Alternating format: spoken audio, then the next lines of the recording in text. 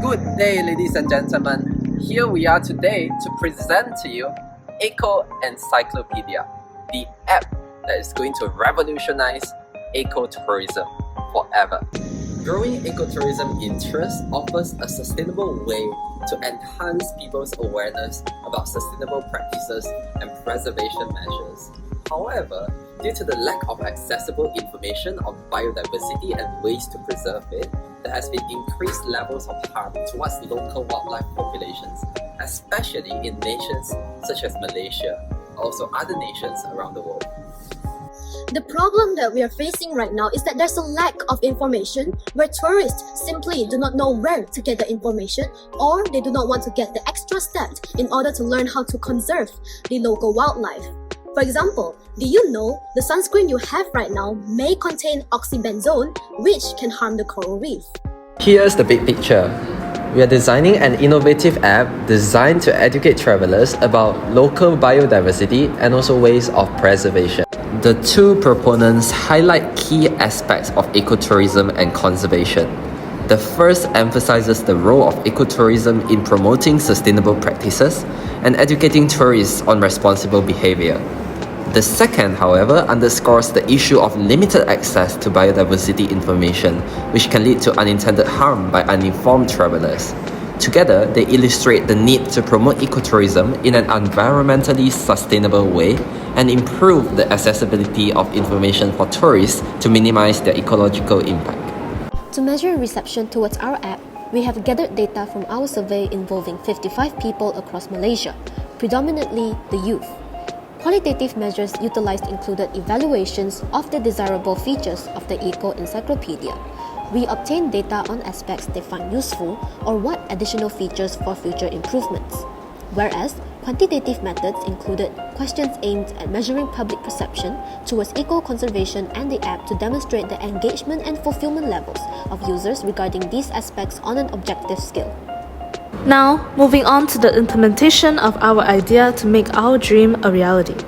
First and foremost, we will run an internal testing for the prototype of our application. This initial test will involve our fellow team members and trusted teachers.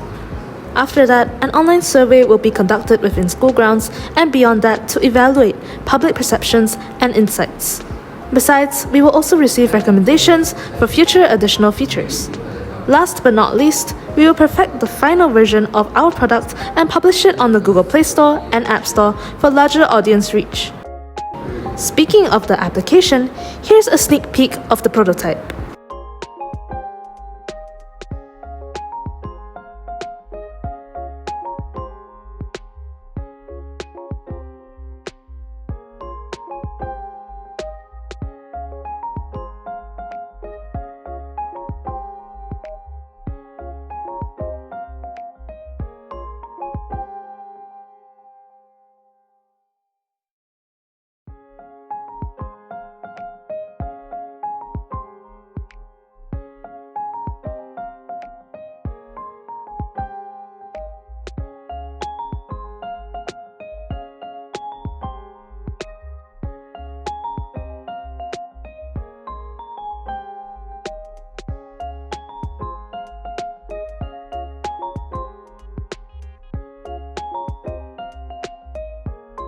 Here are the key findings from our study.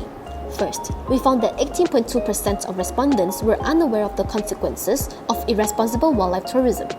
This highlights the lack of awareness about how activities like disrupting natural habitats can lead to long-term damage to wildlife ecosystems. Additionally, a significant 74.6% of participants were unfamiliar with sustainable tourism practices. This suggests that the majority are not informed about how to travel responsibly, such as supporting eco-friendly businesses, reducing carbon footprints, or respecting local wildlife and cultures. Educational outreach is needed to mitigate these harmful practices. Let's take a look at the data. This bar chart displays how easy it is to navigate through the Eco-Encyclopedia app. A majority, that is a whopping 58.2%, rated the navigation experience with a 4, indicating it's relatively easy to use. Meanwhile, 20% of respondents gave the highest rating of 5, suggesting they found it super easy to navigate. On the other hand, 18.2% rated it a 3, and only 3.6% rated it a 2. no one gave the lowest rating of 1, reflecting overall positive feedback on the app's navigation and user-friendliness. Moreover, this bar chart illustrates the feedback on whether respondents find the app's design and layout visually appealing and user-friendly. A significant portion, 23 respondents, which makes up 41.8% of the total count, rated the app with the highest score of 5, implying strong satisfaction. Another 23 rated it a 4, showing that most users are pleased with the app's design. Only 7 respondents gave it a 3, while 2 respondents rated it a 2. Overall, the feedback suggests a generally favorable reception. Furthermore, this pie chart shows that 34.5% of users prefer interactive maps with eco-friendly routes, while 32.7% favor offline access to content. Additionally, 21.8% request more detailed guides on local wildlife, and 9.1% want social media integration. Only 1.8% felt no further features were necessary. Finally, let's look at the results about how likely respondents are going to recommend this app to their friends, with 49.1% giving the highest rating of 5 and 34.5% rating it a 4. All in all, indicating an incredibly strong potential for promoting sustainable tourism. Moving on to our recommendations for improving the Eco-Encyclopedia app. We propose implementing interactive maps with convenient routes that also enable eco-friendly travel options. We also recommend including detailed guides on local wildlife that will educate users about the diverse fauna in their travel destinations to promote greater awareness. And finally, we also suggest enabling offline access to content to ensure that users can access vital info even in areas with limited internet connectivity, which is the case in remote ecotourism locations. All in all, these enhancements aim to make the app more user-friendly, informative, and practical for sustainable tourism enthusiasts. To conclude, our Eco-Encyclopedia has received great feedback as it is a great tool to help raise awareness of biodiversity by educating tourists on ways to carry out sustainable wildlife practices through an application that is highly appealing to travelers. Hence, it holds the potential to promote conservation efforts by catalyzing change within people's minds. Thank you for joining us today. We hope that you will leave a deeper appreciation towards our Mother Earth as well as nature. Once again, thank you for listening to us.